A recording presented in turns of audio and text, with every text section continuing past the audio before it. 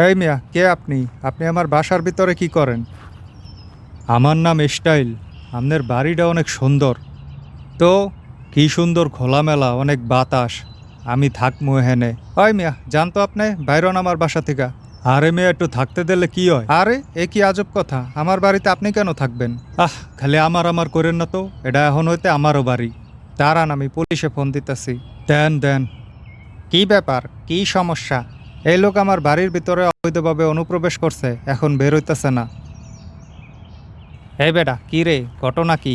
দেখেন এই বাড়িটার ভেতরে কত বাতাস। হ্যাঁ তো, এই বাতাস পলিথিনে বইরা বেচলে কোটি কোটি টাকা কামাইতে পারমু, আমনেরও ভাগ দিমু হানে। হুম, আসলেই তো অনেক বাতাস। আচ্ছা থাক তাইলে। থাক মানে সে আমার বাড়িতে থাকবে কেন?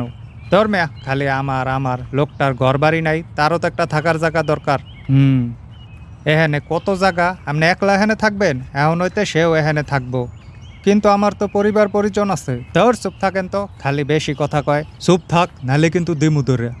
আহ হুম, ওই এখন থেকে এখানেই থাকবো, এটা আমার ফাইনাল ডিসিশন। এ বাসায় গেস্ট রুম আছে?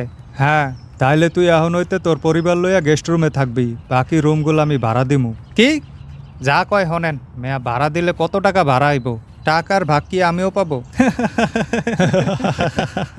হাল আর কথা শুনছস?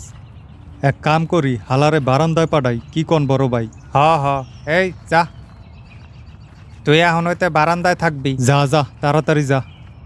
এ কেমন কথা, কোনো আইন নাই, কোনো মানবিকতা নাই। লা লা লা লা লা লা লা লা লা। চুপ, একদম চুপ, নাহলে বারান্দাও জায়গা পাবি না।